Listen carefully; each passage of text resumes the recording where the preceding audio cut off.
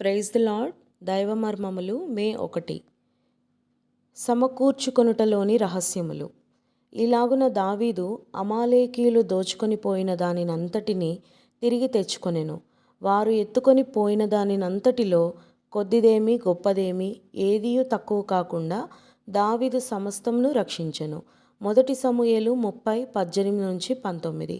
దావీదును అతనితో కూడా నుండిన వారు గొప్ప నష్టం అనుభవించిరి. అమాలేకీయులు వారి ఇండ్లన్నిటినీ కాల్చివేసి వారి భార్యలను పిల్లలను వారికున్న దానినంతటినీ చెరగొనిపోయిరి. వారందరూ బలమైన యోధులైనను వారి నష్టమును బట్టి ఇక ఏడ్చుటకు శక్తి లేకపోవునంతగా బిగ్గరగా ఏడ్చిరి. తిరిగి సంపాదించుకొను నిరీక్షణ లేనంతగా వారు నష్టపడిరని చెప్పవచ్చును.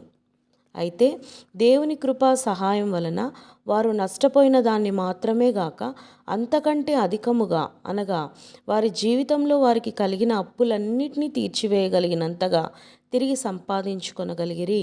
దావీదైతే తన కష్ట పరిస్థితిలో తనకు దయ చూపించిన వారికందరికీ కృతజ్ఞతగా కానుకలు సైతము పంపగలిగెను.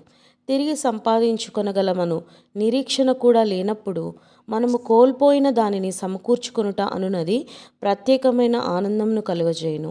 మన స్వంత తప్పుల ద్వారా అనేక ఆత్మీయ నష్టములను అనుభవింతుము. అందువలన అనేకులు వాస్తవముగా తమ సంతోషమును కోల్పోయున్నారు. కొందరు తమ కష్టములు పరీక్షలను బట్టి విశ్వాసమును, మరికొందరు దేవుని సన్నిధి యొక్క గుర్తింపును కోల్పోయున్నారు.